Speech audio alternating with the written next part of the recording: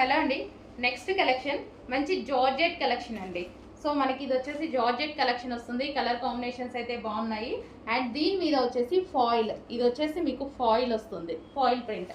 Okay, మంచి georgette collection. So మనకి overall sari look అయితే ఈ విధంగా ఉంటుందండి. సో మనకి పళ్ళు పార్ట్, ఓవరాల్ శారీ,